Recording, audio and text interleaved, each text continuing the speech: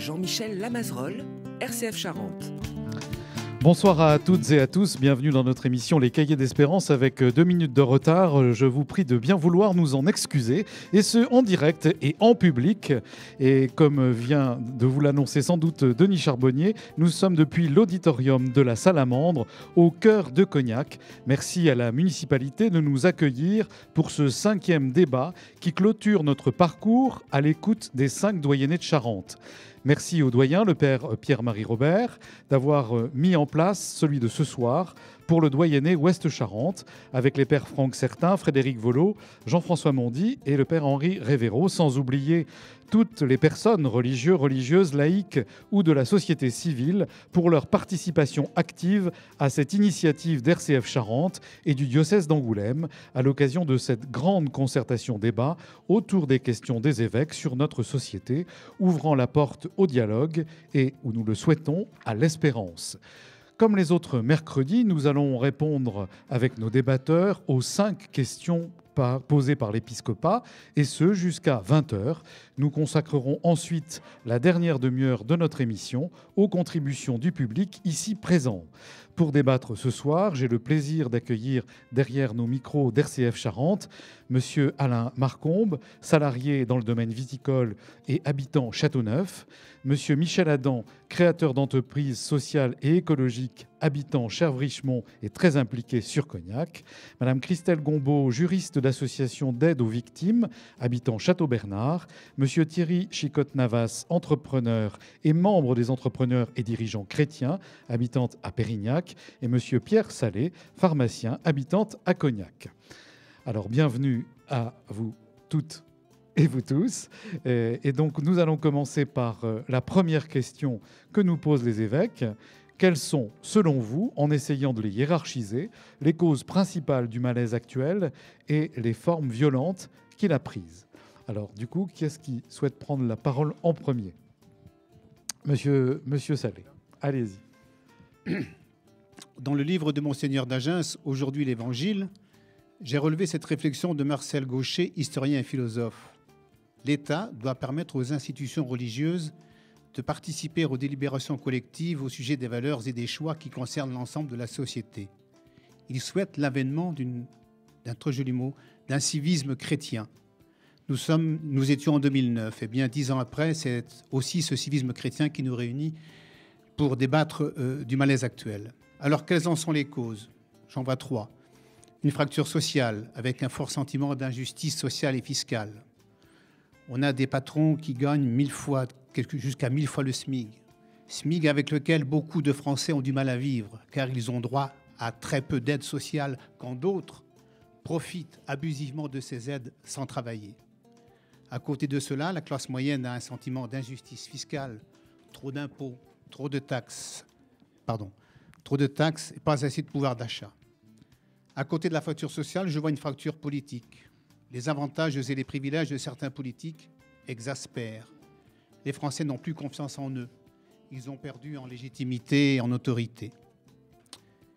Et une dernière cause, une fracture sociétale et humaine.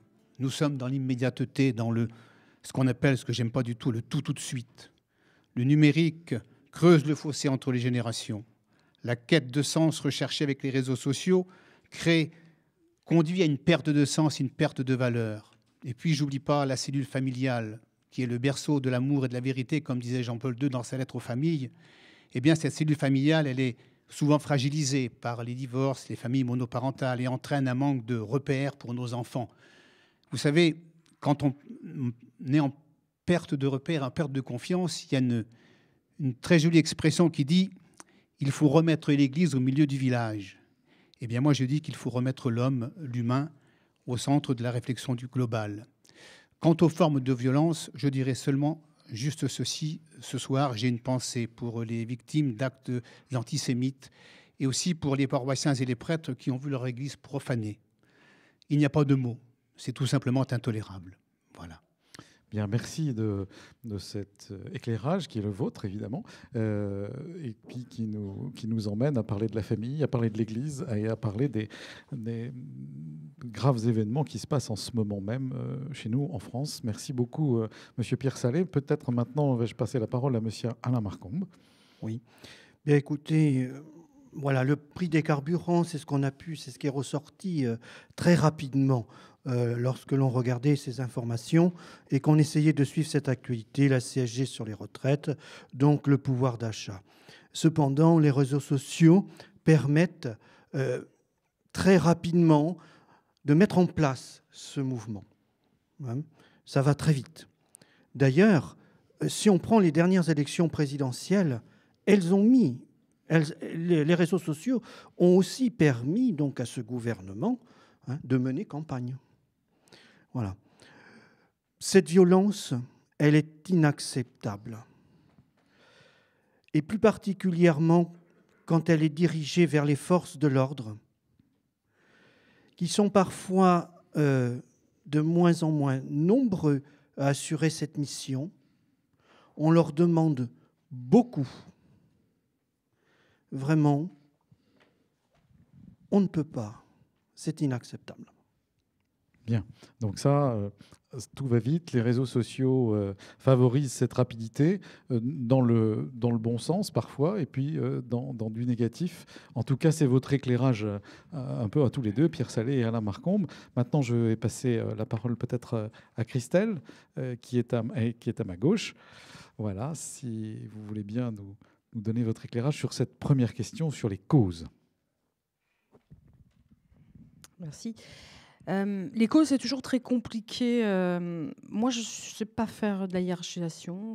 Moi, je parlerais plutôt d'accumulation, qui, en fait, conjuguée, aujourd'hui, on arrive à un constat, c'est qu'on est en tension sociale, quasiment inédite depuis plus d'un demi-siècle. On est face à un échec des politiques libérales et des théories de grand ruissellement qu'on connaît. Aujourd'hui, c'est une hausse croissante des inégalités. Mes collègues débatteurs l'ont bien dit, et je ne vais pas développer plus, mais on est obligé de faire un constat très basique. On a une absence d'une réelle politique sociale aujourd'hui en faveur des plus démunis. On a aujourd'hui des salariés qui ne peuvent même pas arriver avec le produit de leur travail à assurer leurs premiers besoins, vivre, manger, se loger. On ne peut plus accepter ce genre de choses. On est aujourd'hui face à une disparition du service public. Aujourd'hui, on a un État qui cherche à rationaliser, à collectiviser, à réformer, qui supprime. Un fonctionnaire, c'est l'État au quotidien. On en a besoin. Aujourd'hui, on a un service public de la santé qui est à l'agonie. On a un enseignement national qui peine à se sortir de ce qui est en train de lui arriver. On a des besoins immédiats de notre population, et je ne vous parle même pas du milieu rural, qui aujourd'hui se sont complètement délaissés. On a une perte totale de confiance vis-à-vis de nos institutions. Je ne vous parle même pas de nos politiques. Aujourd'hui, on cherche à se rationaliser, à essayer de se conforter avec l'échelon communal. Mais aujourd'hui, on a envers nos députés une défiance totale. Vous parliez tout à l'heure, il est inadmissible de porter atteinte à des forces de l'ordre, ce que je rejoins bien évidemment. Est-ce qu'il est aujourd'hui admissible de porter atteinte physiquement à des représentants de l'État? Non. En même temps, vous parlez des réseaux sociaux. Je trouve ça très intéressant. C'est un outil de communication hyper important aujourd'hui, innovateur, méprisé, parfois méprisable, qui flirte quand même avec la loi, avec des limites de la liberté d'expression. C'est un lieu de défouloir, c'est un lieu de déversoir, c'est un lieu d'expression, par contre, malheureusement, mais qui n'est pas vecteur, je dirais, d'informations réelles justifiées. Il n'y a pas les journalistes, justement, qui peuvent assumer une réalité d'information, qui peuvent la vérifier, même si parfois, il ne faut pas être dupe, c'est parfois qu'il y a une ligne directrice politique, mais on a quand même ça. Donc, à un moment donné, oui, c'est compliqué. Après, il y a de la violence sociale dans ce malaise, ça c'est clair. Bon, j'en dirai pas plus, je pense qu'il y a beaucoup de choses qui ont été dites déjà. Merci beaucoup. Vous êtes juriste en plus, donc vous êtes au quotidien confronté à des situations. Peut-être vous nous donnerez quelques exemples tout à l'heure. Je vais maintenant passer la parole à Monsieur Thierry Chicotte-Navas. pour qu'il nous donne aussi son éclairage sur cette première question. Merci. C'est vrai qu'on aime bien mettre les gens dans les cases et on a commencé par dire, voilà, ceux qui protestent, on va les appeler les gilets jaunes. Et puis après, d'essayer de réduire la problématique du pouvoir d'achat. Hein, gilets jaunes, pouvoir d'achat, c'est simple, on peut le traiter. Et en fait, on s'est aperçu que c'était bien plus complexe que ça, que la question du pouvoir d'achat était bien réductrice, puisqu'aujourd'hui, d'ailleurs, on n'en parle plus. La protestation continue et c'est plus le sujet.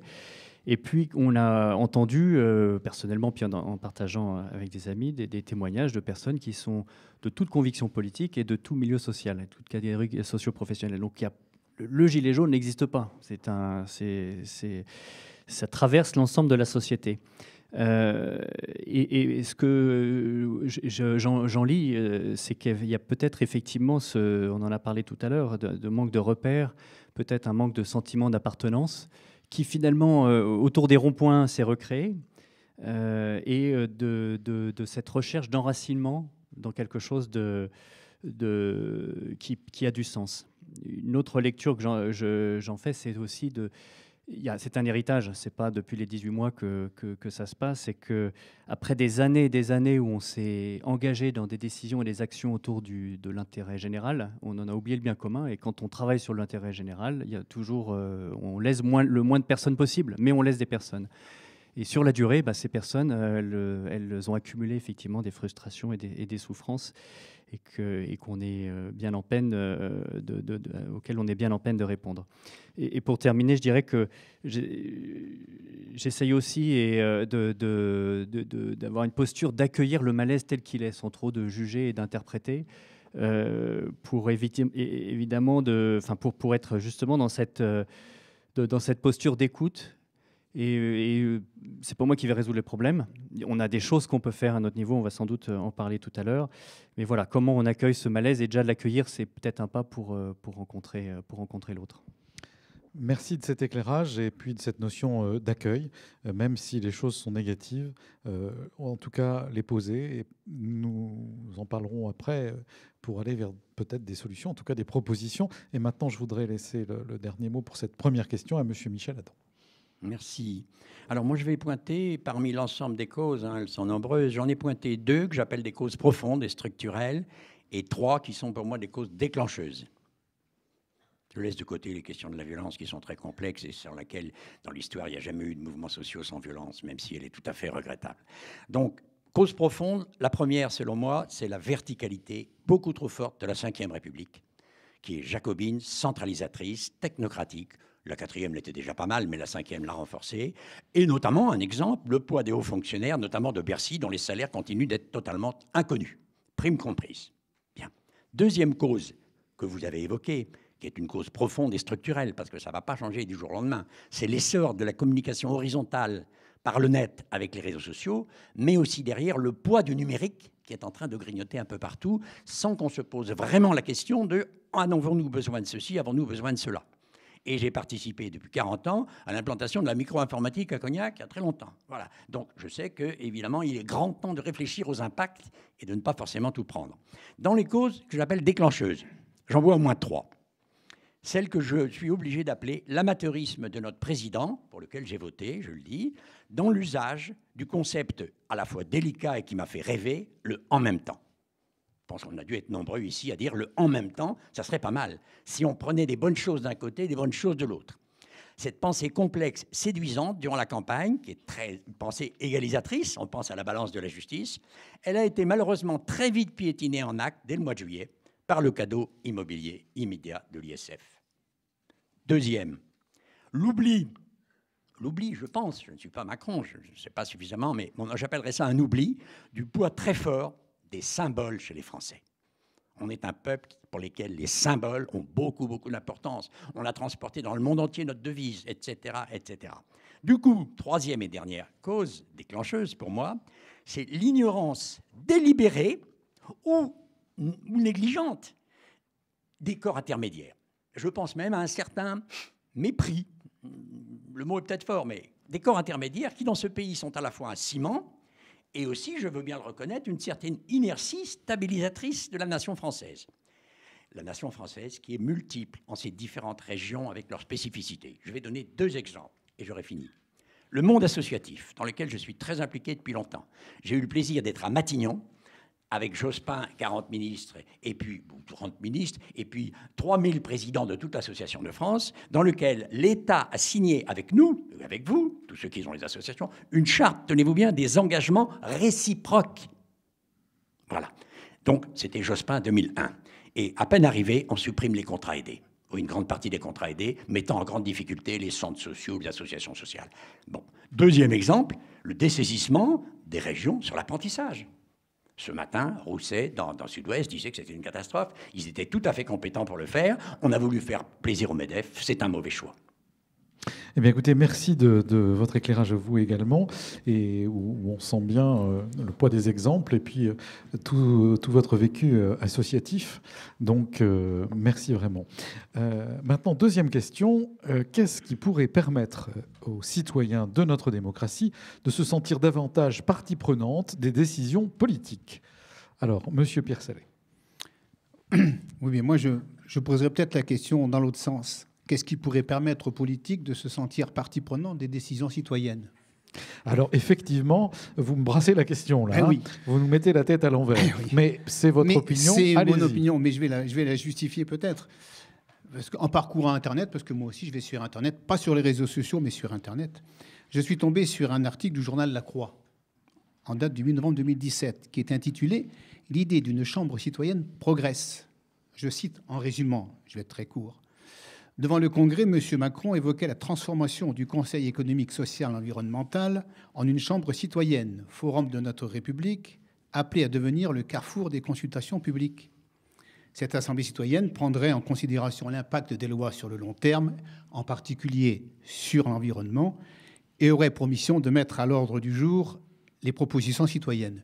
Eh bien, je pense que le grand débat d'aujourd'hui serait peut-être l'occasion pour M. Macron de se pencher sur cette transformation de ce fameux Conseil économique, social et environnemental, dont je n'en dirai pas plus. Quant au niveau local, eh bien, moi, je crois simplement qu'il faut plus d'écoute entre les élus et les citoyens, plus de dialogue.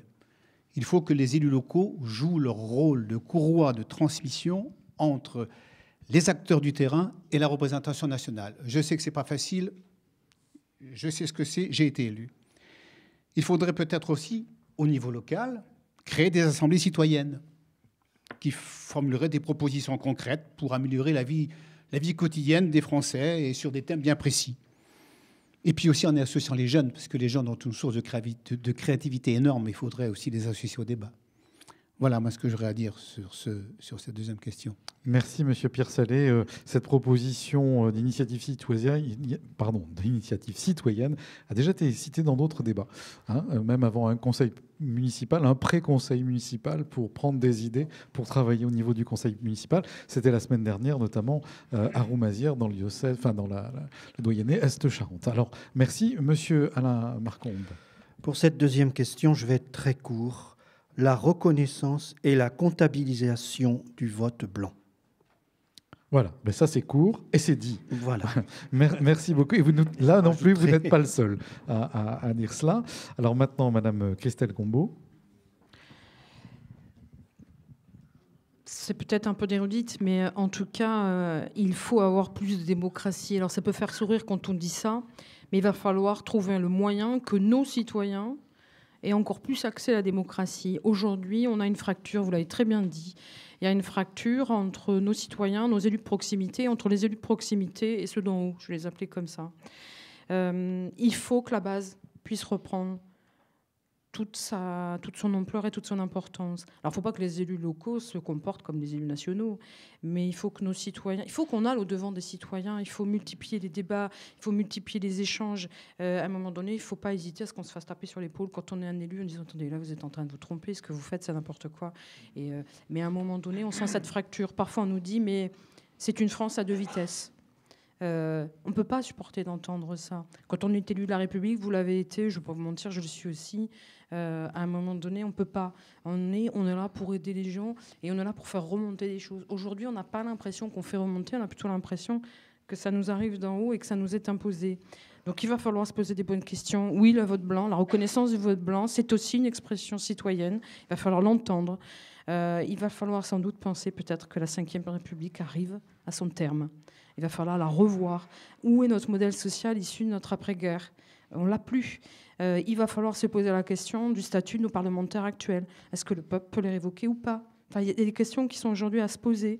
Est-ce qu'à un moment donné, on doit se dire tous les 5-10 ans, on doit à un moment donné, même si j'aime pas trop le terme, les états généraux à un moment donné pour que les gens puissent participer et dire. Aujourd'hui, on a des gens qui sont résignés, qui se sont repliés sur eux-mêmes. On constate de l'individualisme, du communautarisme, pardon. C'est pas antinomique, hein. Loin de là. Il faut qu'à un moment donné, on retrouve notre collectif, il faut qu'on retrouve notre expression citoyenne, quel que soit l'endroit. À un moment donné, je vous entendais parler, monsieur Adam, d'association. C'est sans doute un lieu où c'est un lieu de débat et d'échange. Il va falloir le retrouver. Encore faut-il donner les moyens pour ça. Après, on a aussi d'autres institutions, mais ça, c'est peut-être pour une autre question. Oui. Alors, est-ce que vous vous faites taper sur l'épaule par des concitoyens, puisque vous êtes élus? Oui, on peut. Bon. On peut, et j'essaie d'y répondre, mais c'est pas toujours simple. On est souvent pris... Il n'y a pas de statut d'élu. Mon ancien collègue pourrait vous le dire. On est aussi des actifs ou des non-actifs, mais en tout cas, quand on est actif et qu'on court, c'est compliqué. C'est très compliqué même. Mais voilà, quand on a d'autres fonctions... mais à un moment donné, moi, j'entends beaucoup... Alors, je suis désolée, hein, je dévie un peu, mais... Il y a des élus aussi dans cette salle, ou des anciens élus. On n'est pas élu pour faire plaisir aux autres, on n'est pas élu pour se faire plaisir, on n'est pas élu pour une carte de visite, notamment quand on est élu de proximité. Je n'ai jamais eu autant d'ennui que depuis que je suis élu de proximité. Mais parce qu'à un moment donné, on veut être relais, on veut aider. Si on se fait taper sur les doigts, on se fait taper sur les doigts. Quand on prend une décision, on considère que c'est une décision qui est bonne. Au jour J, à J+2, malheureusement, ça peut être une mauvaise. Mais en tout cas, à un moment donné... Quand on a un mandat, on a envie d'aider les gens. Enfin, moi, j'ai toujours considéré ça. Je mets les mains dans le cambouis, comme on dit. Oui, très bien. C'est intéressant ce que vous dites parce que effectivement, vous nous donnez un exemple. Et à partir de votre propre vie, de ce que vous ressentez, et vous êtes plusieurs à le dire, il faut inventer une nouvelle démocratie, visiblement, hein, dans ce que j'entends au fur et à mesure des débats. Merci beaucoup, Christelle Gombaud. Monsieur Thierry Chicotte-Navas, maintenant. Alors, c'est vrai que cette crise a eu le mérite de révéler... De révéler plusieurs choses, dont la passion et le goût pour débattre de notre modèle démocratique et d'en parler de manière très large et avec effectivement beaucoup de réflexion. Et j'ai pas souvenir qu'on ait eu autant de réflexion à ce sujet. Et pour moi, ce que je retiens de trois choses pour qu'on puisse devenir effectivement peut-être un peu plus partie prenante. La première, c'est effectivement la représentativité. Ensuite, l'éducation et la formation, et enfin l'engagement. Et alors, je n'ai pas voulu parler de corps intermédiaire ici, même si derrière c'est ce qu'on a, mais on est dans un modèle démocratique représentatif. C'est comme ça que la Constitution de la Ve République a été construite. Et voilà, on n'est pas obligé de jeter le bain et l'eau du bain et le bébé avec. Mais qu'est-ce que ça veut dire de réfléchir effectivement à cette représentativité? Saint John Perse disait que la démocratie est plus qu'aucun autre régime le lieu pour exercer l'autorité. Et cette autorité, c'est une autorité qui est ancrée dans la nature de l'homme et orientée pour le service du bien commun, pour servir le bien commun. C'est donc une autorité de service et pas une autorité de pouvoir. Effectivement, la question qu'on a aujourd'hui, c'est que quand on est élu ou quand on est dans un mode représentatif, est-ce qu'on est bien aligné, ajusté par rapport à cette autorité qu'on est appelé à exercer et orientée par le service? Donc effectivement, cette représentativité et pour moi, est à faire revivre. Et on en parlait tout à l'heure déjà hors antenne. Quels sont les rôles des maires, des députés, mais aussi dans l'entreprise, qui est plutôt mon monde, quels sont les rôles des délégués du personnel, des syndicats, des chefs d'entreprise et compagnie. Ensuite, le deuxième, c'est que je pense qu'effectivement, un modèle de démocratie qui soit participatif, représentatif, il exige une formation, une éducation répandue et solide. Et ça ne s'arrête pas à la fin de la formation initiale, à la fin du secondaire, à la fin de l'enseignement supérieur. C'est une formation tout au long de la vie, qui n'est pas une formation non plus... Enfin, on parle beaucoup de formation au long de la vie sous les aspects techniques, mais c'est vrai aussi sur d'autres aspects de société et sociétaux. Donc c'est à mon avis un deuxième plan d'action sur lequel on peut travailler. Et puis le dernier point, c'est celui de l'engagement. Et c'est ce que aussi j'essaye de transmettre à mes enfants, c'est de se dire, voilà, on peut râler. Et c'est vrai que la France a une belle réputation à l'étranger d'être à l'heure. On a inventé la grève, on est les rois de la grève. Mais cette contestation aussi dit de notre parole et de la liberté de notre parole. Et quand les choses ne sont pas justes, c'est aussi un engagement qu'on se doit de porter et de protester. Et maintenant, est-ce qu'on est suffisamment dans la recherche de la construction? Est-ce qu'on est suffisamment dans la recherche de solutions, dans la contribution et dans l'écoute aussi et moi, je reviens sur cet engagement. Comment donner envie à contribuer. Je peux être attentiste pour me dire les représentatifs ou les représentations ne jouent pas leur rôle, mais qu'est-ce que moi je fais à mon niveau pour pouvoir changer les choses. Merci à vous, on a bien compris, éducation et engagement. Monsieur Michel Adam. Je vais être bref. Je vais quand même dire une chose, puisqu'on a parlé de République. J'ai fait beaucoup de politique dans une vie antérieure. Un certain nombre de gens le savent ici. Et notamment, j'ai fait partie de la Convention pour une 6e République qui se réunissait autrefois, il y a une quinzaine d'années, à Jarnac, avec des gens venus de partout et de beaucoup de partis politiques, puisque ça allait du centre jusqu'au Parti communiste. Et on attendait une 6e République. Bon, c'était déjà le en même temps, alors finalement. Voilà, absolument. Elle s'est un peu endormie, mais ça va revenir. Alors, moi, j'ai mis 3 choses. 2 choses qui me semblent éthiques fondamentales. De la considération, puisque vous nous demandez qui permettrait aux citoyens déjà de se sentir davantage partie prenante, réponse de la considération. Et j'en profite pour faire la publicité d'une grande philosophe née à Barbezieux qui s'appelle Corinne Pelluchon, qui va venir à Cognac bientôt au mois d'avril. Je vous invite à bien l'entendre, qui vient de sortir son 10e livre qui s'appelle Éthique de la considération. Donc voilà. Alors la considération, par exemple, ça veut dire j'attends du président de la République qu'il ne fasse plus de petites phrases inconséquentes sur les gens qui ne sont rien dans les gares. Moi, je ne peux pas supporter ça. Voilà. Le respect, c'est le premier pas vers la considération. Deuxième chose que j'ai trouvée sous les pas et dans les propos d'un homme que je ne pensais pas trouver là, comme quoi on peut tous changer, c'était Jacques Toubon. Comme j'étais plutôt à gauche et qu'il était plutôt RPR, je ne l'aimais pas trop. Mais il a évolué, on peut tous évoluer. Alors, il faut dire bien, il est toujours Jacques Toubon aujourd'hui, voilà. Il est défenseur des droits. Et donc, il a publié un magnifique texte qui a été publié et relayé par la presse il y a environ 1 an, je crois, sur la dignité. La dignité qui est un droit et pas un sentiment, qui doit être bien mieux respectée, notamment pour les sans-abri et pour les migrants. Sinon, notre belle devise, liberté, égalité, fraternité, c'est une fiction. Je rappelle quand même que les Allemands, au sortir du nazisme et de son effroyable carnage, ont décidé de mettre comme le mot central dans leur constitution la dignité de l'être humain. Voilà. Alors, 3e chose, beaucoup plus concrète, j'ai mis des processus de décision souples et auto-améliorables au plus près des citoyens. Je rappelle que les conseils de quartier, ça existe quand même. Cette municipalité à Cognac les a installés, ça a l'air de fonctionner. Et notamment, une chose très concrète que je vais nommer ici, la création d'un référendum d'initiative citoyenne délibératif. Je vous invite à lire, et je peux vous envoyer le document, je l'ai découvert ce matin, un texte remarquable, une 30aine de pages, fait par 9 spécialistes de sciences politiques et de droit constitutionnel sur le référendum d'initiative citoyen délibératif. Ils ont étudié la Colombie, l'Islande, l'Oregon, la Suisse, et ils nous proposent 2 modèles pour la France, que je ne vais pas détailler ici. Donc, comme quoi, on peut faire des choses intéressantes. Et je proposerai aussi qu'on s'aligne tout à fait sur l'Allemagne, qui n'est pourtant pas du tout l'URSS stalinienne. C'est-à-dire que dans les belles PME, comme dans les grands groupes déjà, les salariés soient représentés minoritairement au conseil d'administration des entreprises. Merci beaucoup. Donc des solutions déjà, on en reparlera encore tout à l'heure. Et puis respect, considération et dignité. Alors nous passons à la 3e question. Quels sont les lieux ou les corps intermédiaires qui favoriseraient cette participation, même si on a déjà ébauché cette question. Monsieur Pierre Sallet, je vous rappelle que vous êtes toujours à l'écoute sur RCF Charente de notre émission Débat, les cahiers d'espérance. Oui, eh bien le premier lieu qui vient tout de suite à l'esprit, c'est la mairie. La mairie, c'est quand même le pilier de notre République, et puis c'est quand même c'est notre maison commune qui est ouverte tous les jours, on peut y aller.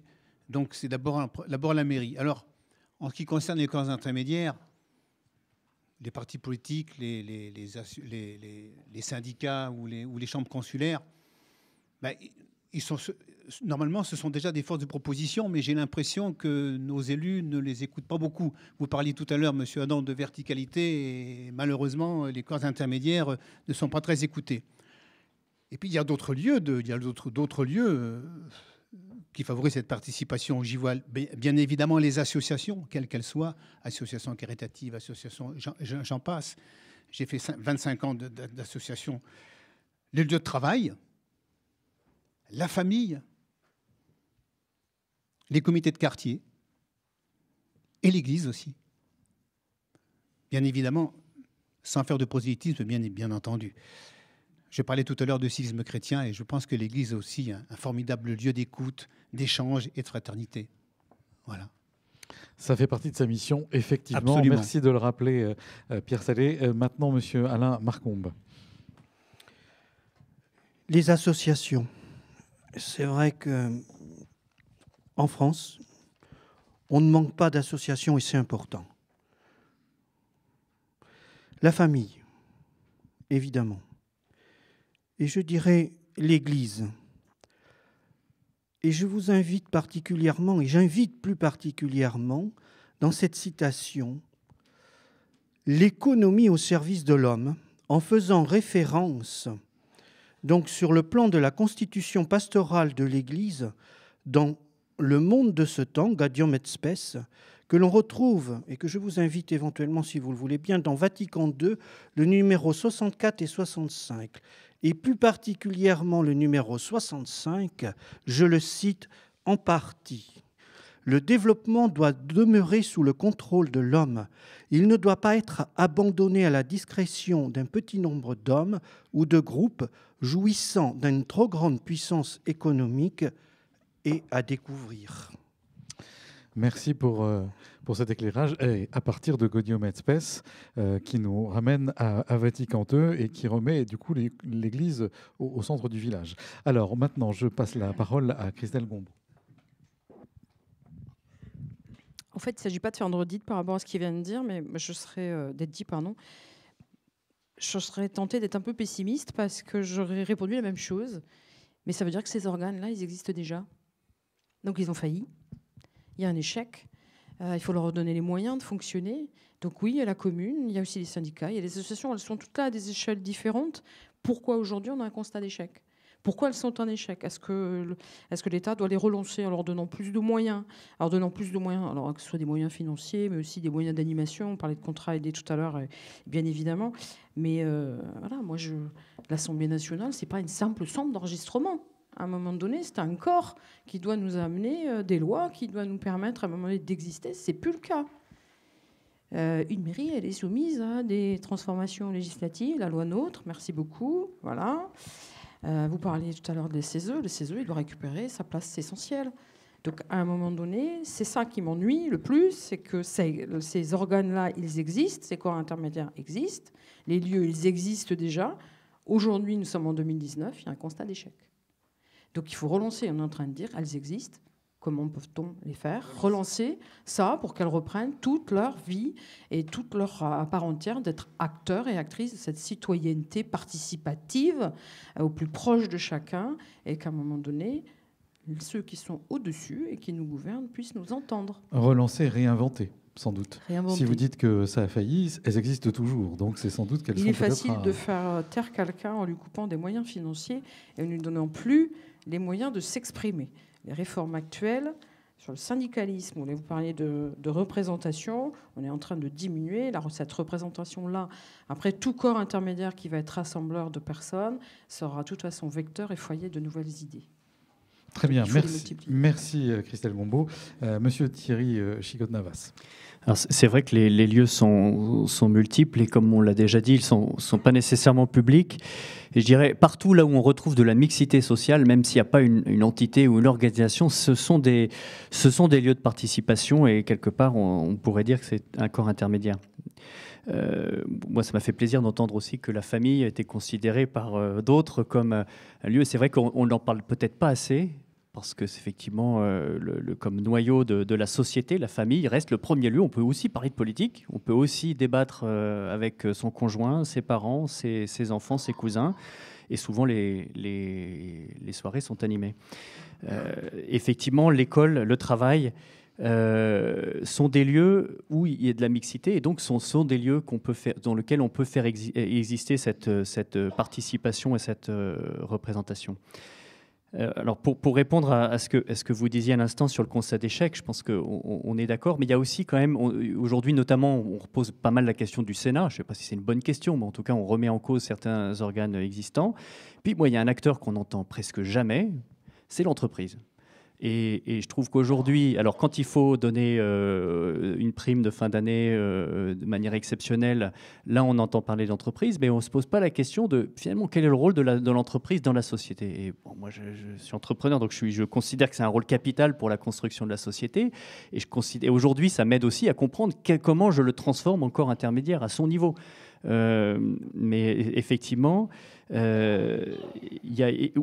aujourd'hui, on peut parler de pouvoir d'achat, mais où est-ce qu'on parle des questions de rémunération? Où est-ce qu'on parle des questions de pouvoir d'achat? Où est-ce qu'on parle des questions de production? C'est dans le monde de l'entreprise.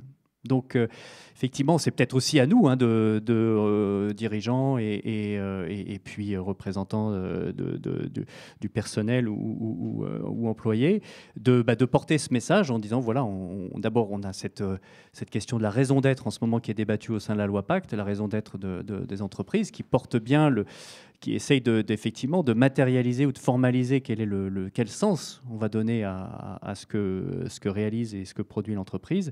Et derrière aussi pour adhérer et faire adhérer à un projet qui a du sens pour la société.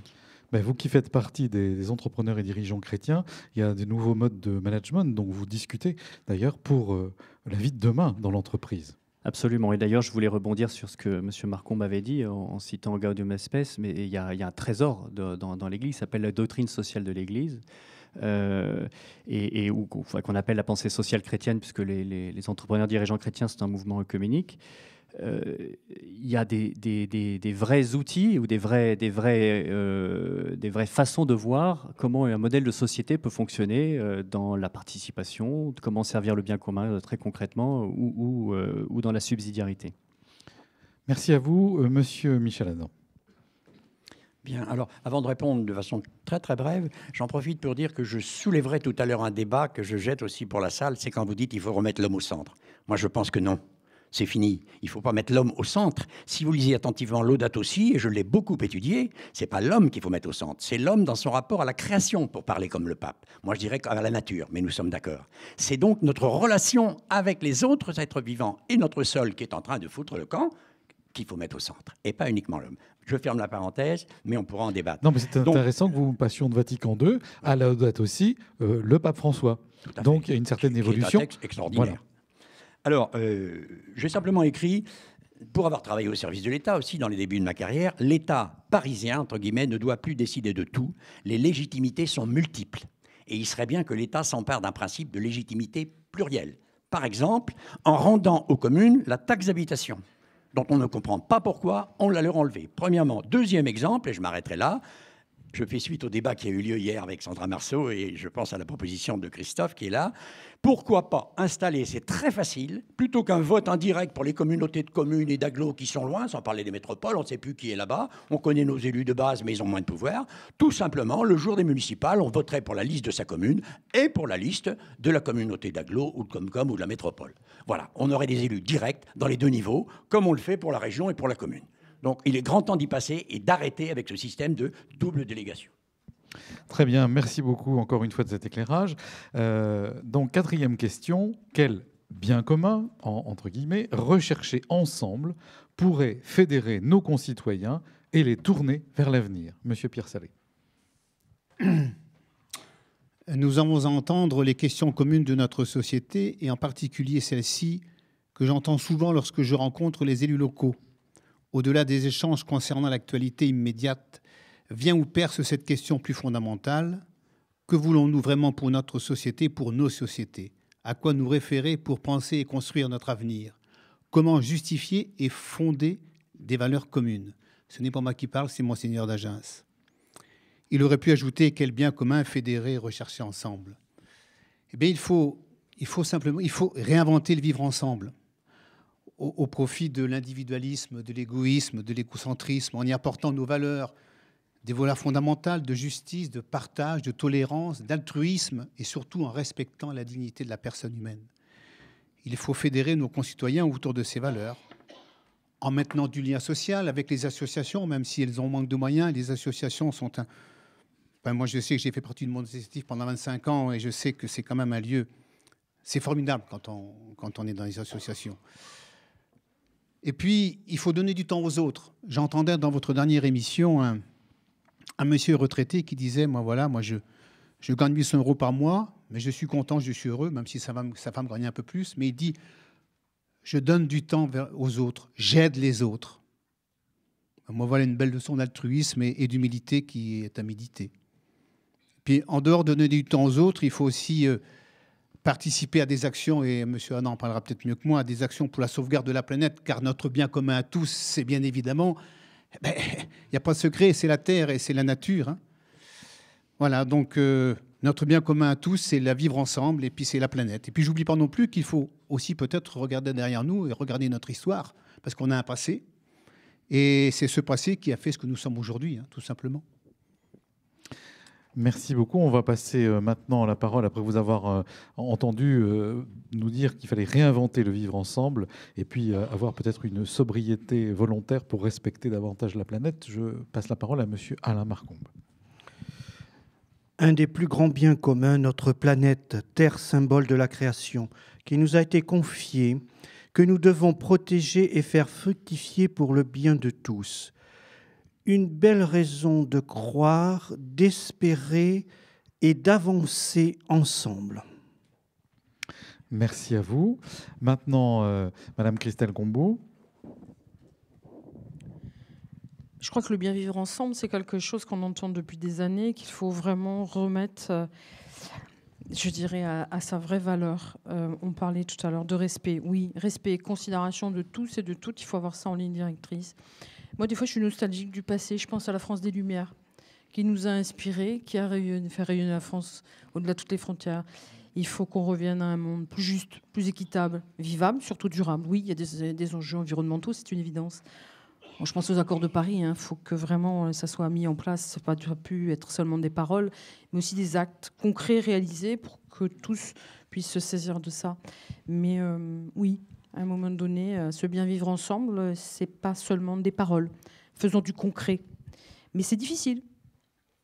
C'est difficile. Mais en même temps, si on ne se retrousse pas les manches, nous allons dans un mur. Nous allons dans un mur. Merci beaucoup. Donc, mettre en place les actes de Paris et passer au concret. Monsieur Thierry Chicotte-Navas. J'aime bien ça, passer au concret, parce que le bien commun, je trouve ça toujours compliqué. Il y a un côté conceptuel qui peut parfois être déroutant et même un peu paralysant, en se disant mais voilà, comment je vais le servir. Ça peut être tellement énorme. Et donc, moi, j'aime bien le voir à deux niveaux. Il y a un niveau effectivement assez étendu, assez englobant, assez large, qui est notre planète, notre société, la société française. Notre pays, donc très englobant, très, très large. Et puis, j'aime bien le regarder aussi à un niveau qui me parle et qui est beaucoup plus concret. C'est ma famille, c'est l'entreprise dans laquelle je travaille, c'est le voisinage, c'est ma ville. Et j'aime bien voir les deux, parce que c'est important d'avoir le cap, d'avoir la direction. Où est-ce que, quand je relève la tête, il faut que je sache où je vais. Et en même temps, j'ai besoin d'être encouragé dans mon quotidien à agir concrètement et aussi à continuer à travailler. Donc, de la même manière qu'on a parlé des corps intermédiaires, il y a aussi au niveau du bien commun cette proximité. Et pour paraphraser Jésus dans la parabole des talents, les choses qu'on saura faire pour servir le bien commun dans les petites choses, ça nous mettra en position et en capacité de le faire pour les grandes choses. Donc commençons par les petites choses, notre famille, notre entourage, l'entreprise, et puis on saura ensuite le faire pour les grandes choses. Merci beaucoup à vous. Vous dites qu'il faut être encouragé dans notre quotidien et faire fructifier nos talents. Alors maintenant, Monsieur Michel Adam. Grâce à vous, je vais ajouter quelque chose à ce que j'avais prévu de dire. Jean Monnet est un homme exceptionnel. On ne le présente plus à Cognac. Mais il écrit cette chose incroyable qu'on a vite oubliée. En 1946, quand il met autour de la table les industriels français pour reconstruire la France, industriels français dont beaucoup avaient quand même collaboré, pas tous, hein, il y avait les résistants aussi. Et puis les syndicalistes, CGT, bolcheviques, qui eux avaient ou résisté ou étaient partis en URSS. C'était pas tout à fait la même sensibilité. Et puis les hauts fonctionnaires qui n'avaient jamais fait cet exercice. Et il les fait travailler ensemble et il écrit cette phrase incroyable. Chacun d'entre eux ne portait qu'une partie de l'intérêt général. Ils défendaient tous légitimement leur intérêt particulier, mais l'intérêt général, c'était à construire ensemble. Écoutez cette phrase, parce qu'en France, on est persuadé qu'il existe et qu'il est en haut. Il faut nier cette vision des choses. L'intérêt général se construit tous ensemble, en fonction des compromis, des négociations et des intérêts repérés légitimement de chacun. Et merci de m'avoir inspiré cette phrase de Jean Monnet que j'aime tant. Alors, maintenant, pour répondre sur le bien commun, j'avais écrit d'abord quelque chose autour de la France. Moi, je fais partie de ces gens qui, avec mes enfants en plus, m'entraînent là-dessus. À chaque fois que la France joue au football, et puis qu'on monte jusqu'en haut, évidemment, je vibre et je suis content. Et je chante la Marseillaise. Et donc, la France, ça me parle. Même si je suis aussi citoyen saintongeais de Cognac, d'Europe et du monde. Donc, j'ai écrit « Notre bien commun n'est pas la France », avec cette grandeur mégalomaniaque qu'on nous rabat depuis qu'on est devenus des grands colonisateurs et que De Gaulle l'a ramené sur le devant, ok ? C'est pas ça, la grandeur de la France. Ce qui est un bien commun, je m'excuse du mot parce qu'il est moderne, il est nouveau, mais il va s'imposer, c'est l'écosystème des pays de France qu'il s'agit de rendre plus vivable et plus vivant. Tellement il y a dedans une richesse considérable qu'il faut cultiver. Autrement dit, l'écosystème des pays de France, ouvert sur le monde avec toutes ses richesses et tous ses problèmes. Autrement dit, une démarche et en même temps un hymne en acte à la vie et à la dignité. Merci beaucoup. Donc votre enracinement saintongeais vous conduit dans le monde entier.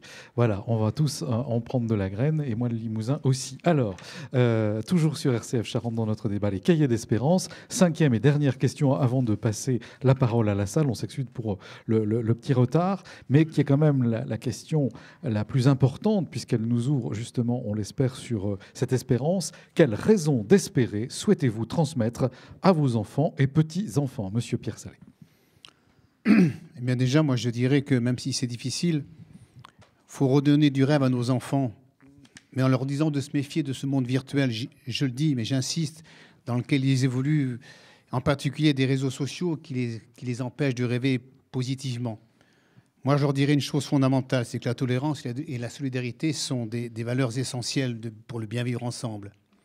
Puis je leur dirais que l'homme a la faculté de s'adapter, et nos enfants, nos jeunes, ont aussi cette formidable capacité à s'adapter. Pour l'essentiel, faut qu'ils croient en eux-mêmes, je crois qu'il faut qu'ils croient en leur avenir, il faut qu'ils aient confiance. Et puis je leur dirais que quelles que soient leurs convictions politiques ou leurs convictions religieuses, qu'ils sont capables d'aimer et de comprendre en faisant des actes au quotidien. Et dans les responsabilités qui sont les leurs, quelque chose d'important, je leur dirais qu'ils ont certes des droits, mais qu'ils ont aussi des devoirs. Enfin, compte tenu de tout cela, je dirais quand même que on est dans un monde magnifique et qu'ils doivent l'apprécier en le respectant. Puis pour terminer, moi je dirais que moi j'ai des enfants et des petits-enfants et eux, ils me donnent de formidables raisons d'espérer. Très bien. Alors du coup, là, ce sont les enfants et les petits-enfants qui vous font espérer. Vous, c'était important de le dire aussi. Alors, monsieur Alain Marcombe. Oui, écoutez, effectivement, c'est ce que j'ai surtout dit à mes fils. Croyez en vous, soyez responsables et surtout ne croyez pas que tout va être bien facile, mais en tout état de cause, et quel qu'il en soit, soyez capables de vous remettre en question et de rebondir. Bien, merci beaucoup. Et donc, je oui, voudrais aussi très vite fait je vous en prie. faire part un petit peu très succinctement d'une phrase que les jeunes ont retransmise lors du synode. Ils veulent être écoutés, reconnus, accompagnés et désirent que leur voix soit considérée intéressante et utile dans le domaine social et ecclésial. Bien, donc être écouté, faire entendre sa voix et surtout être écouté et reçu. Je passe maintenant la parole à Madame Christelle Gombaud. Je crois qu'il faut construire ensemble. Il faut qu'on soit des citoyens acteurs et engagés au sein de la famille, au sein de l'entreprise, au sein de notre société. Il ne faut plus subir, il faut agir. Il faut espérer. Moi, j'aimais bien, tout à l'heure, je discutais avec quelqu'un à la salle qui me disait on a fait des cahiers d'espérance et non de doléances. Je trouvais que le terme était bien approprié. Il faut espérer, mais c'est nous qui devons prendre. Ce n'est pas seulement nos enfants et nos petits-enfants, hein. C'est nous maintenant. Enfin, des gamins de 5-10 ans, c'est nous qui allons transmettre. Donc, aux générations que nous représentons, nous qui sommes aujourd'hui actifs, dans tous les sens du terme, c'est à nous de prendre la main et dire à un moment donné... à notre État aussi, peut-être de mettre en place vraiment des vraies politiques. Pas de la coercition, ça ne marchera pas. Répondre à de la violence par la violence, ça servira simplement à monter les uns contre les autres. L'État doit être exemplaire, montrer l'exemple, mettre en place des politiques écologistes, des politiques sociales. Mais en tout cas, nous devons agir et nous devons prendre en main notre destin. C'est aujourd'hui ou jamais. Le débat qu'il y a aujourd'hui en France, mais qui est en train de se répercuter en Europe, est en train de nous le démontrer. C'est maintenant que nous devons prendre les bonnes décisions pour notre avenir. Je serais tenue de dire, si nous ne le prenons pas maintenant, ce sera trop tard. Merci. Alors donc, il est urgent d'espérer. Monsieur Thierry Chicotte-Navas. Je vois trois raisons d'espérer et de transmettre cette espérance. C'est que, d'abord, l'être humain est capable d'amour.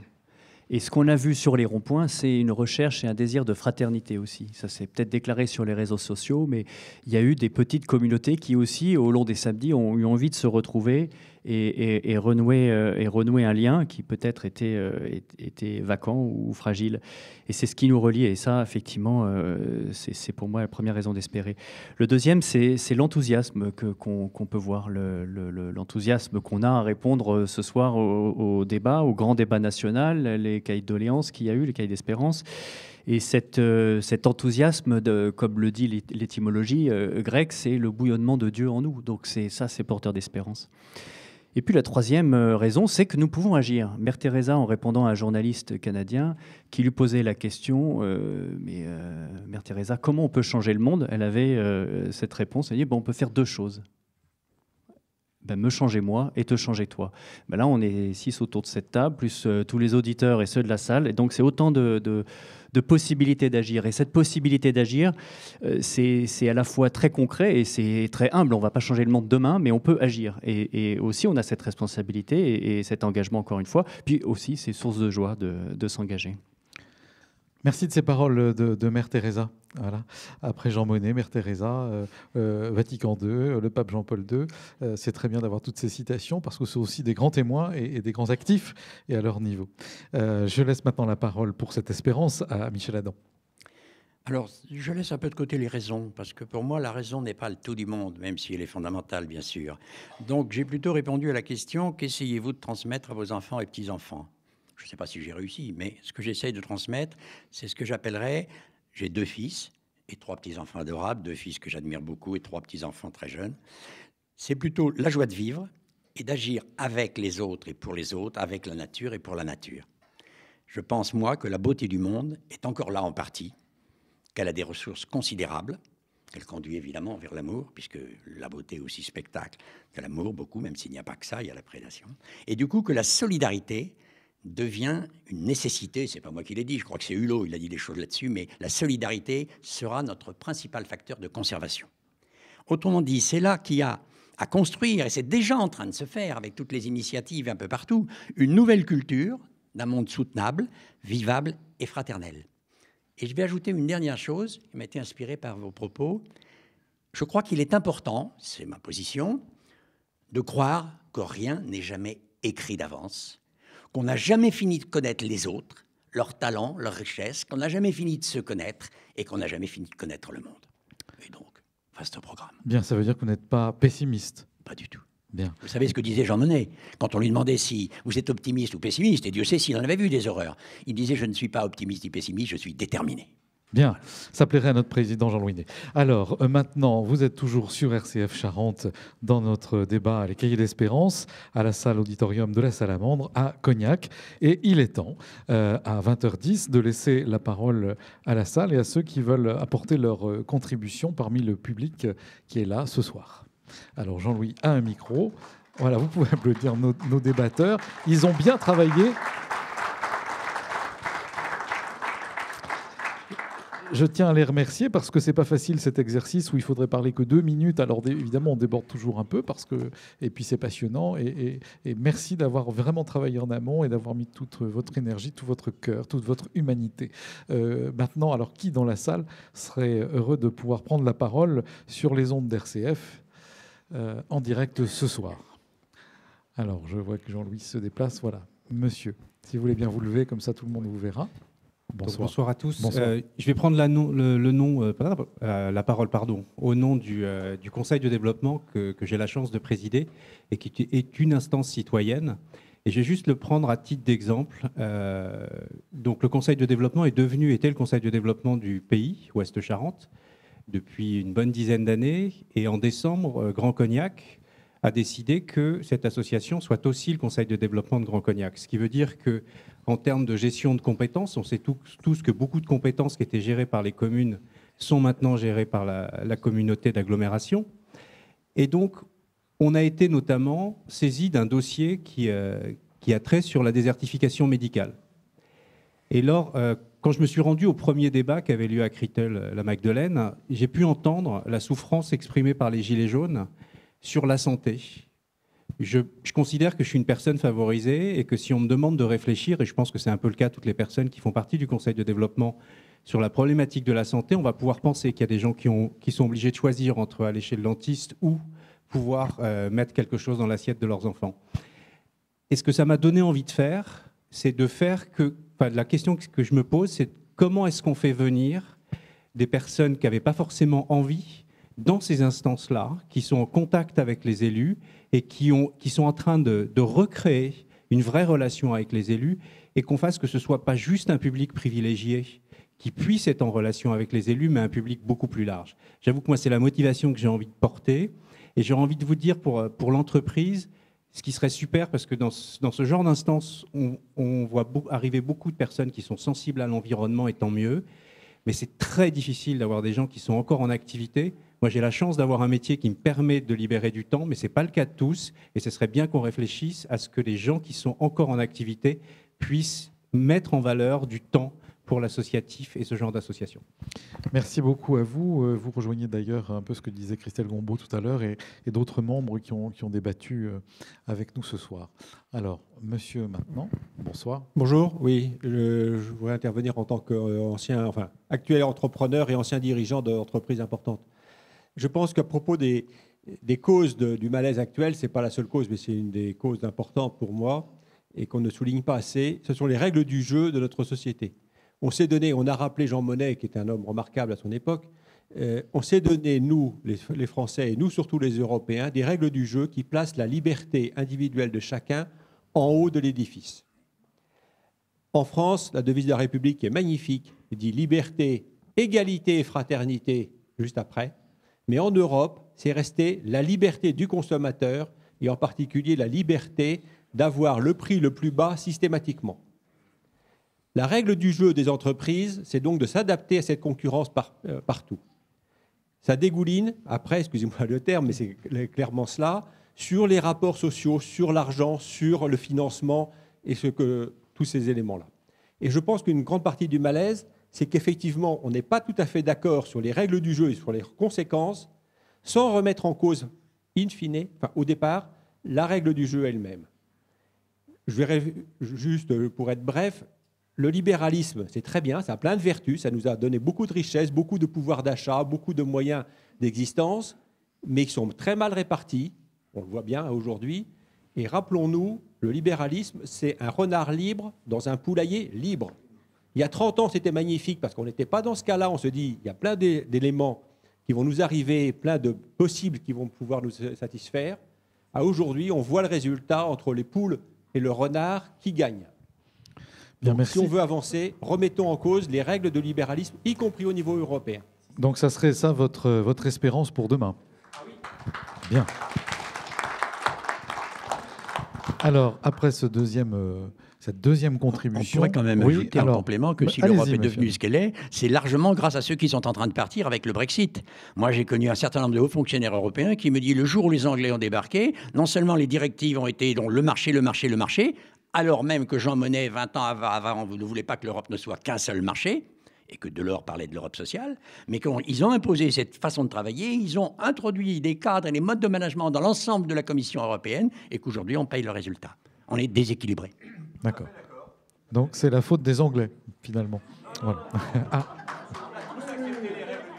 On a tous accepté les règles du jeu et je vous entendais parler de liberté et d'individualisme surtout, voilà, qui gâte notre vie, entre autres. Alors, qui est-ce qui voudrait prendre la parole? Sinon, on reprendra la parole avec nos débatteurs. Voilà, monsieur.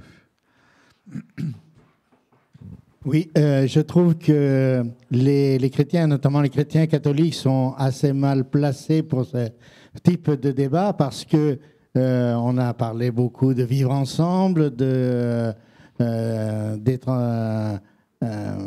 en mouvement, faciliter les corps intermédiaires, mais on est dans un monde ecclésial qui, hélas, ces derniers temps, ignore ou laisse mourir les mouvements d'église sans nécessairement trouver autre chose. Et pourtant, Dieu sait si le monde chrétien a besoin d'instituer des puits de Jacob donnant la parole aux mécréants, comme jadis la Samaritaine a pu s'exprimer. Alors, qu'est-ce que vous voulez dire exactement? Parce qu'on a bien compris. Et puis aujourd'hui, l'Église a beaucoup de difficultés aussi à trouver des gens qui veulent s'engager et qui veulent s'occuper des mouvements. Et puis tout le monde ne va pas pouvoir attraper les casquettes des autres pour continuer à les faire vivre. Alors, quelle serait cette espérance, justement, à côté du puits, que vous pourriez nous proposer? L'espérance serait plutôt que les chrétiens qui ont des choses à dire, notamment, par exemple, à l'heure actuelle, l'accueil des migrants. Eh bien, il y a beaucoup de choses qui se font, qui se vivent, et on ne demande jamais l'avis des chrétiens qui vivent cela, ou même des non-chrétiens d'ailleurs. Et pourtant, Dieu sait si l'accueil de l'étranger devrait être au centre du monde de l'Église. Merci. Alors, dans nos débats à Ruffec, notamment, à Roumazières aussi, même sur le Grand Angoulême, si vous réécoutez nos émissions, on est intervenu là-dessus et plusieurs personnes sont très engagées. Les chrétiens sont très engagés et même on laisse le presbytère à Ougon-Pontouvre, notamment pour les migrants. Donc il y a vraiment des chrétiens engagés auprès des migrants et avec toute cette solidarité, cette humanité, sans jugement et cette proximité. Et ça, on l'a bien senti aussi. Donc peut-être que vous pourriez avoir des initiatives ici et en local. Oui, mais ce que je regrette, une fois de plus, c'est que tout ce qui est vécu ne soit pas davantage porté par, disons, la hiérarchie. Bien. Alors, on a de la hiérarchie dans la salle. Elle l'aura bien entendu en tant que doyen et vicaire épiscopal. Alors, qui est-ce qui voudrait maintenant intervenir? Voilà. Alors, Jean-Louis, tiens le micro. N'ayez pas peur, hein, et ça, je ne veux pas paraphraser Jean-Paul II, mais voilà. Victoire, non? Tu veux pas nous... Ah, voilà, monsieur voudrait s'exprimer, ou je ne sais pas, j'ai pas vu. Voilà. Donc, toujours sur RCF, dans nos cahiers d'espérance, dans ce dernier débat. Oui, je voudrais m'exprimer sur la difficulté de la démocratie directe. Parce que c'est bien beau de la démocratie directe. C'était bien beau, c'est qu'en mot de démocratie directe, j'étais maire d'une commune, Christelle était mon adjointe à l'époque, et donc, suite à un incident, dans la déchetterie, un meurtre, un triple meurtre, nous avons dû changer de lieu pour la déchetterie. Donc, on avait la commune de Château-Bernard avait un lieu à proposer. J'ai été voir individuellement tous les riverains, aucun problème, j'ai expliqué ce qu'on allait faire, etc. Bon, ça se passe bien, donc je contacte Calitom, et puis à ce moment-là, on lance l'affaire. Le surlendemain, ils étaient tous à mon bureau et refusaient la déchetterie. Parce que ça les dépréciait leurs biens, etc. j'ai maintenu la déchetterie. J'étais quand même... c'est un gros moment de solitude. Hein, là. On n'est pas bien. Hein. J'ai quand même maintenu ma parole et donné la déchetterie à Calitom. Résultat, 2 ans après, on a arrêté la déchetterie. Ils la regrettaient tous. Et ça s'est bien passé. Donc, je veux dire simplement que la démocratie directe, c'est extrêmement délicat. Hein, et je crois qu'il ne faut pas la mettre à toutes les sauces. Voilà. Merci beaucoup de votre témoignage. On a bien compris que tout ce que vous aviez pu faire en direct avec vos concitoyens et qu'au dernier moment, ils ont changé d'avis et que c'est très compliqué quand on est maire, notamment, entre autres, hein, de pouvoir fédérer des gens qui peuvent changer d'avis en une nuit, finalement. D'accord. Donc la démocratie directe, ça peut être bien, mais à certaines conditions, il faut que ce soit sans doute préparé. Bien. Alors, Christelle Gombaud souhaite rajouter quelque chose. Allez-y. Non, mais il n'y a pas de problème. Je crois qu'il faut faire extrêmement attention de la manière dont on l'organise. Très bien, merci. Christelle? Juste pour rebondir, puisque l'événement cité est un parfait exemple, qui était un événement tragique, où là, ce sont les élus de proximité qui sont allés chez les habitants. Déjà, tu disais, déjà pour annoncer un décès, c'est jamais très simple. Alors qu'on sait que la presse avait déjà donné l'information depuis le matin. Après, oui, c'est des débats. Hein, on s'est fait, je veux dire les termes, hein, on s'est fait allumer, hein, on s'est fait remettre en cause, alors qu'on était à gérer des différents intérêts contradictoires. Donc c'est vrai que la démocratie directe, elle n'est pas simple.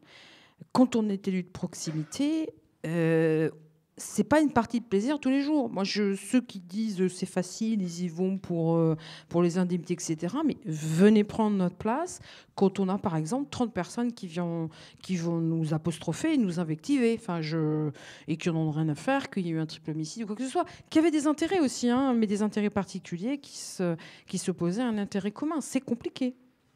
Alors maintenant, voudrais parler Michel Ladan. Je peux signaler simplement, par rapport à ce que vous dites et cette difficulté, l'initiative d'une élue d'une commune des environs, c'est la maire de Javresac, Madame Bell, qui a décidé de lancer maintenant, il y a au moins 1 an et demi, pas loin de 2 ans, un café citoyen. Alors pourquoi je suis au courant alors que j'habite pas Javresac? Tout simplement parce qu'on s'est pris avec une association qui s'occupe de patrimoine naturel et bâti à vouloir sauver les balais des moulins de Javresac, que vous connaissez peut-être, qui sont des balais historiques qui datent des Templiers, etc. Donc on a mobilisé les habitants, puis les entreprises, et tout ça a fini par... On est en train de terminer, on a récolté les sommes qu'on espérait avoir. Mais ce qui est intéressant, c'est que dès qu'on a lancé cette idée, avec les élus bien sûr, qu'on a convaincus, alors qu'ils avaient un patrimoine magnifique, qu'ils y avaient tendance à ignorer un peu, eh bien, elle venait de lancer le café citoyen. Et donc le deuxième café citoyen, je crois que c'est 1 fois tous les mois, elle annonce le thème à l'avance et tous les gens intéressés viennent. Et à chaque fois, elle a 30 à 40 personnes. Ça permet un peu de dépassionner avant de prendre les décisions. Et je trouve que c'est une belle initiative, j'avais envie de le dire. Voilà, parce que nous, ça nous a vraiment servi. Faire le débat avant le débat, et ça rejoint ce qu'on disait la semaine dernière à Roumazières et vous tout à l'heure, avoir des initiatives qui préparent le débat, qui préparent le terrain et qui évitent de se prendre les choses en pleine figure. Et d'ailleurs, on se rend compte dans toutes les expériences que je ne vais pas noter, mais que j'ai évoquées tout à l'heure dans le rapport là, qui va sur pour un référendum d'initiative citoyenne délibérative, hein, que je donnerai à toutes les personnes qui vont me le demander, il montre bien que la phase d'information est absolument considérable. Les citoyens qui préparent la proposition de loi travaillent 1 semaine par mois pendant 3 mois. D'abord, au milieu d'eux, il y a des parlementaires minoritaires, mais surtout, ils invitent des experts, ils invitent tout un tas de gens pour se former eux-mêmes, avant de se mettre d'accord à 100 en général, pour formuler la proposition de loi qui sera ensuite soumise au référendum.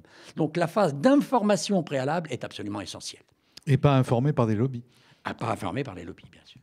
Alors, est-ce que d'autres personnes dans la salle souhaiteraient s'exprimer? Voilà, madame, maintenant. C'est à vous. Hésiter avant de parler parce que je n'ose pas parler en public. Alors on va arranger un petit peu votre micro parce que ça fait un peu l'arsène.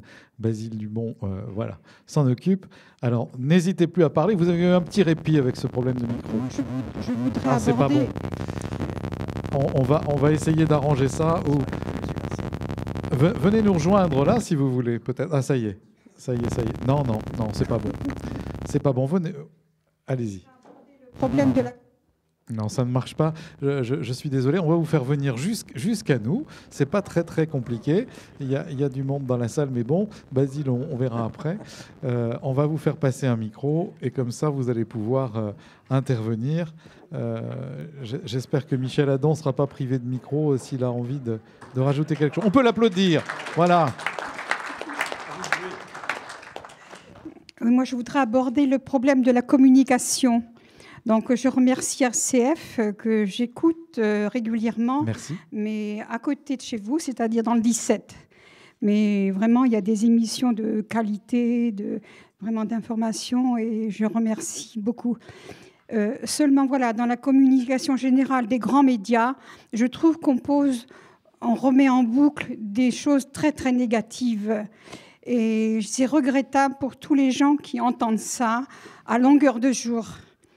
Pourquoi, dans vos propositions, pourquoi ne donne-t-on pas un certain nombre d'actions positives ? Parce qu'il y a plein d'associations, des gens par rapport à la nature, par rapport à plein d'initiatives qui sont prises au niveau local, je vais dire terre à terre. Et c'est ça qu'il faut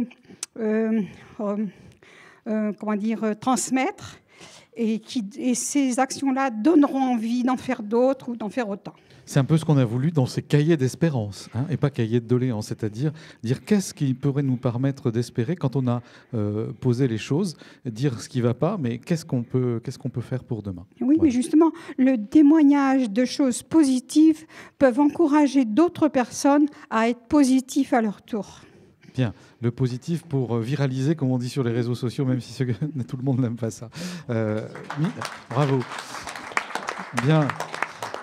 Alors écoutez, notre émission des Cahiers d'Espérance touche à sa fin. Merci à vous qui avez suivi ce débat par l'intermédiaire de notre radio et au public ici dans l'auditorium de la Salamandre à Cognac. Merci à Basile Dubon, à Malik Pestana, à Régis Sameux pour la mise en onde, à Jean-Louis Ney pour la production et à Gilles Marsat et Jacques Thibault pour la synthèse, de même qu'à Victoire, notre stagiaire de 3e. Grand merci à nos débatteurs et aux personnes qui ont répondu sur papier aux 5 questions. Nous vous donnons maintenant rendez-vous le mercredi 13 mars à la même heure pour la grande émission de restitution des Cahiers d'Espérance en présence de Monseigneur Hervé Gosselin et d'élus charentais. Cela dans la salle synodale de la maison diocésaine au 226 rue de Bordeaux à Angoulême. Et vous avez un parking à l'arrière, un grand parking avec une entrée au 1 rue Lucie Valor. Vous pourrez réécouter notre émission de ce soir en podcast sur rcfcharente.fr, de même que sur le site du diocèse d'Angoulême. Passez un bon moment à l'écoute de nos programmes et je vous dis à mercredi 13 mars. Très bonne fin de soirée à tous et à toutes et à bientôt.